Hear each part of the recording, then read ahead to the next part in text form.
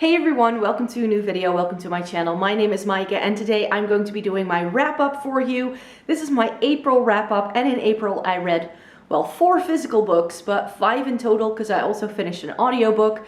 And so I'm going to talk to you about the 5 books that I managed to finish within the month of April. I'm filming this on April 30th and I think I can actually finish 2 more books today. But since, as we're talking, I'm still in the midst of both of them, like halfway through both of them. I am going to save those for May. So I'm probably going to not be able to like list them as having read those 2 books in May. But yeah, I'm very close. Like I only have like 150 pages left in the one book, and I have like an hour and 30 minutes left of another audiobook. So I think that I can sort of finish it today because there's still a couple of things I want to do, but I will just make sure to include that in my May wrap up. In case you would like to know what I'm reading, this video is also part of, well, sort of like my next reading vlog, which I'm not sure yet when I will be posting it, but I decided to take my May vacation because I knew I was going to be able to read more this week. So I decided to vlog that week as well. So another reading vlog will be coming your way in a few weeks' time. So if you are already curious what it is I'm currently reading, then make sure you just watch that vlog. In fact, one of the books that I finished is also going to be featured in that vlog. So I'm not going to say too much, because if you want the sort of like first impression on the go, then you should watch that vlog that I'm currently filming. But yeah, 5 books in April, so I'm pretty happy with that. And they're also not like only really thin books. Like I got some reading done this month, you guys. Not like last month where everything was like this big. Let's just go in chronological order, shall we? The first book I finished is this one I was super excited for, Aaronovitch's False Value. This is the latest installment. I'm not even sure how many we are at right now, but this is part of the Peter Grant series, and that is one of my all-time favorite urban fantasy series. I know urban fantasy is problematic for a lot of people. I really enjoy it. I tend to like urban fantasy because it's got one foot in like the real world, you could say. And that's why I like it. Like if it's like high fantasy where it's like this completely different world, I sometimes don't get into the world very easily. But because this is, for instance, set in London, and I know London quite well, it just instantly has that hit. Like especially Aaronovitch does a lot of research into like the different areas he's talking about in the different books. So if you've been there, it really sort of like, oh yeah, you can sort of imagine the streets, you know, where everything takes place. That's what I really enjoy about these books. The nerd factor in this, you guys, is so big, but I loved it for it. In this, like, if you don't know anything about this series, then you should know that this is also it's urban fantasy. So Peter Grant works for the London Metropolitan Police Department, and on his first, like he's just graduated the police academy, and his first assignment, he sort of finds out by accident that he can detect and do magic. And then he's recruited to this special part of the London Police Department that deals with all things weird. Those guys, you know? And there's like book after book where there's like a different thing going on, very often set in like different parts of London, sometimes also in the countryside. And this particular one is set in a tech company that is also doing something mysterious. It has to do with computers. It has to do with early computers. It has to do with magic. And it has to do with the Hitchhiker's Guide to the Galaxy. Like the nerd factor in this, especially because it's also that tech company. He goes undercover in this tech company, and oh my word, I loved it. I really, really loved it. I think I read this in like 2 days. I like powered through. Everything just worked for this, in this one for me. I am completely chuffed. I actually want to read it again. Like it was that good. It was like, I knew this was going to be a 5-star read. It gave me everything I wanted from this book. There's banter, there's camaraderie, there's just like, this is sort of like, if we go TV shows, this is sort of like a mix of Luther with, I don't know, like a cheesy British comedy, like because it has all this banter, and then there's magic, and he's learning to do magic as well. Well, now he's he's got the basics down, you could say. So it has that sort of touch of Harry Potter where he's like learning to do magic and discovering this world of like, ooh, there's all these different things that are going on. I mean, and he's dating a goddess. Like it's got mythology, it's got police work, it's got magic, it's got history. It just has everything that I like, and it's all coupled into one giant novel. So I'm really enjoying this series. Maybe I should like reread them over the summer, because I've only read everything like once. I think it's going to be a while until the next book is going to come out. Even though Ben Aaronovitch is pretty good at like keeping you quite happy, because if there's not like a real novel coming out, then there is at least some sort of like novella, because I also have both of the novellas as well. Like this is just, and I love Peter Grant as a character. Like he's witty and he's a bit of a dimwit at times as well. There's also things he doesn't know. It's got strong women in here too. I just really like it. I like it. And even though he's been criticized for not portraying women very well, especially in the early books, but I definitely think that's something he's mended and he's sort of become better at as the series progressed. So I'm loving it. I'm really liking them. A book that I knew I also wanted to get to quickly from my haul that I did in March. Chain of Gold by Cassandra Clare, and I did update you on this, and like I think I was halfway through it in the first reading vlog that went live on this channel, I think 2 weeks ago now, and I just decided I could vlog me reading this book, and it's a Shadowhunters book, and this brought me what I knew a Shadowhunters book would bring me, which it's just satisfying enough that I keep coming back to them. But these I'm not raving about as being really, really great works of fiction. I think there is too little going on in these stories for them to be this big, and also in terms of like character development and things like that. It's all pretty surface level. So it's enjoyable. It has a high entertainment value, I could say, but I'm not getting out of this that I get out of this. Like this, I'm like chuckling and I'm like laughing along with all the lines. And with this, I have a lot of like, that's so cute kind of situations, but it never really goes beyond that. I did really like the two main characters that most of the book focuses on, which is James and Cordelia. They were lovely, but I just think that the cast of characters is a bit too big for it to really focus and allow you as a reader to focus on certain characters, because it's very multi-perspective, and I just feel like I just really like being stuck in the head of one character and really getting like all the lowdowns. And with this, you just never, like, just when you feel like you're getting to know someone, you get a switch in perspective, and some of the characters you only get like 1 or 2 chapters from, and then other characters you get very many from. And I just feel that that's not a really great way of reading. It's very character focused. So if that's something that you like, then this will be perfectly up your street. I like a little bit more of a plot, to be quite honest.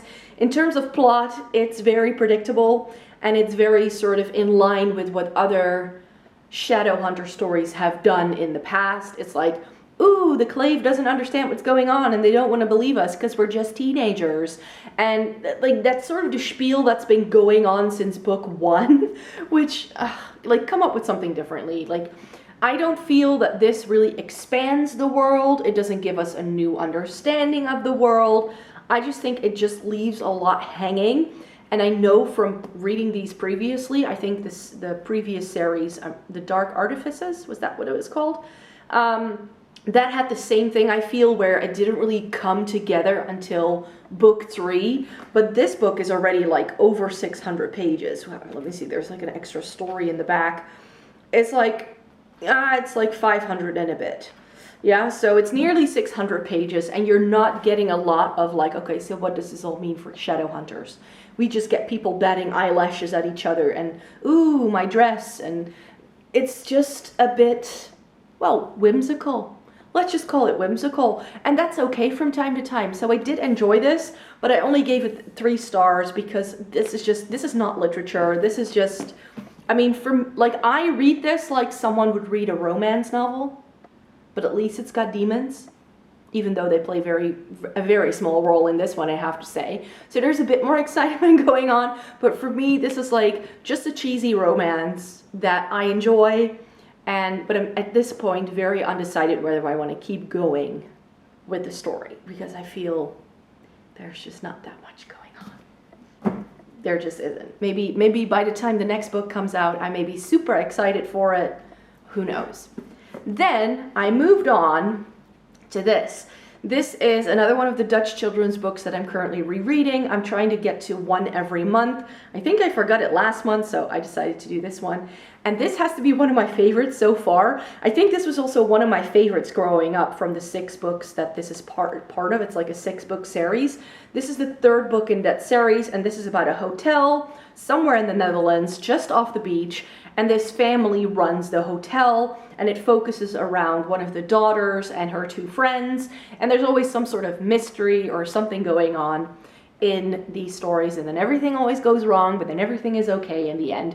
They're very cute. I do have to say that they're a little bit judgy, you could say. I mean, I was surprised also by some of the other books I read, how it sort of deals with, I don't know, body image and things like that. Like, there's a couple of catty hockey players that are coming to stay in the hotel, and it's all about like, ooh, appearances, and it's all a bit like, I read this when I was like 8, so I'm not sure what kind of impact it had on me as a person, but I think that in the 90s, these kind of issues were just less of an issue, I guess.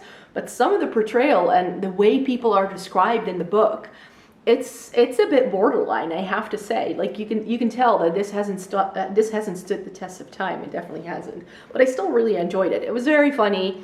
And this is like, you know, these are like 100-page books that are written for 8-year-olds, so I can like read these in an hour. So yeah, I read that right after I finished Cassandra Clare's Chain of Gold. And then I didn't read for like a week straight because I was really, really busy for work. And at the end of the day, my brain just couldn't cope. But I did manage to finish my audiobook, which was The Secrets of Gaslight Lane by m.r.c. Scorsese. I decided, because I was so busy, I was like, okay, I need to get out of the house. We can still do that. So I went for a walk because it was lovely weather. I went to the harbor, and it was just great. It was like a good hour-and-a-half walk. And of course I had to get back as well. So that was like a 3-hour sort of thing. And I decided to listen to my audiobook as I was out, and I finished it then. So that was great. It's just that I have come to realize that the m.r.c. Scorsese series called The Gower Street Detective, of which The Secrets of Gaslight Lane is book number 4. I've already listened to the first 3. That I'm starting to enjoy these less and less and less as the books continue. I like the characters, and that's why I sort of listen to it. And I like it a bit better than Cassandra Clare. It's just that in terms of how everything plays out in the end, it's, I don't know, you don't get enough clues throughout the story that are helpful for you as a reader to also solve the mystery. So there's always this one thing that someone then noticed, and then they tell you about it at the end of the story when everything starts coming together. And I just feel that sort of the build up to the clue of who murdered this person is becoming longer and longer and longer, and it's not necessarily being done in a better way. The first audiobook I listened to was somewhere between the 7 and 8 hour mark. This installment was over 15 hours. So that means that there's like a doubling in time that you're listening to it, and there's just as much going on. I think the physical copies of these books also went from like 300 pages to 450 to close to 500. So also on the page that would have happened.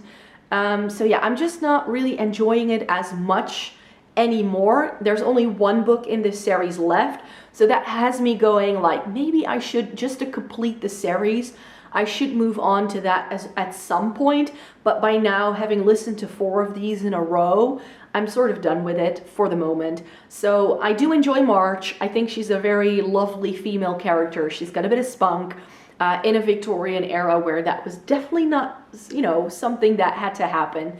And then there's Sydney Grice, who is her guardian, possibly her father, which is very strange. And yeah, it's just a little bit samey, and it's like, ooh, there's a murder, and you know that you're going to get the clue not until the final pages of the book. And then it's very elaborately told, and it's just a lot of people, like, then they take a carriage to this person, and then they talk there, and then they take a carriage to that person. It's not as if anybody else is getting murdered in the meantime.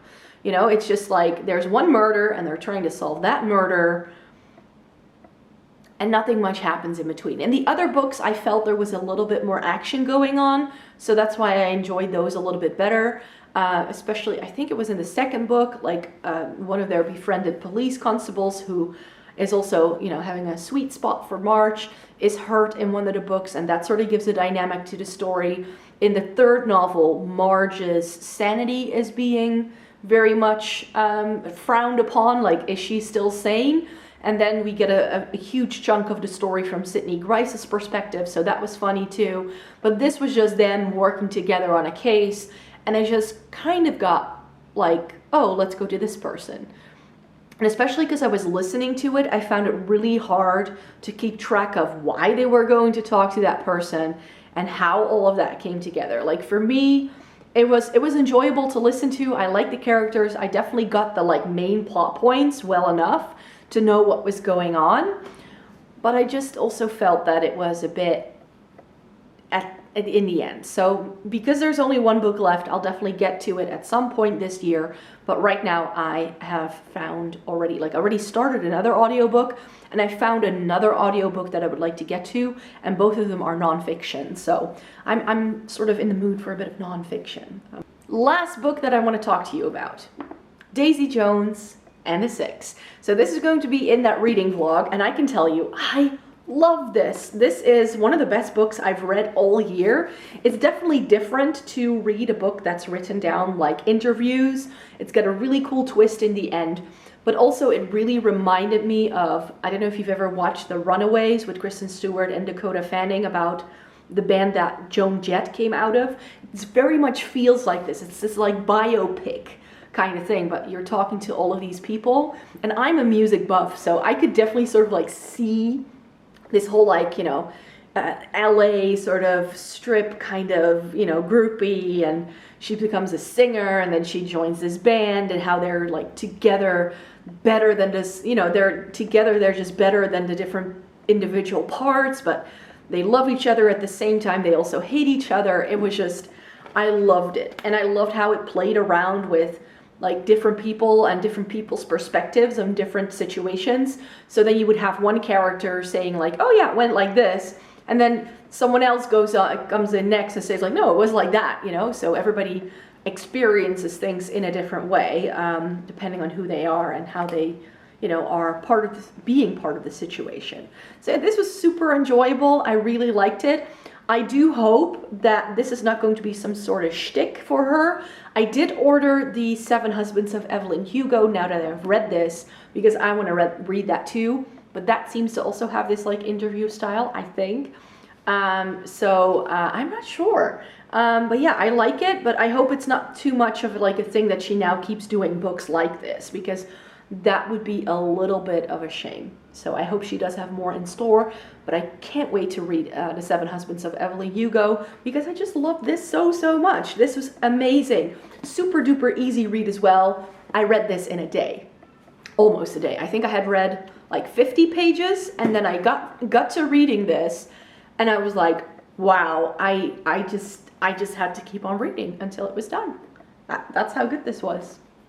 That's how good it was. So yeah, watch the vlog if you want to see like my in-between like updates and all that. But I'm also like, that's why I'm not really putting the other 2 books in here yet, because I am currently in the midst of 2 other books that I hope to be finishing today. So that will be in that reading vlog. And then, yeah, I hope that this vacation I can read some more books as well. So I hope to finish 2 of them today.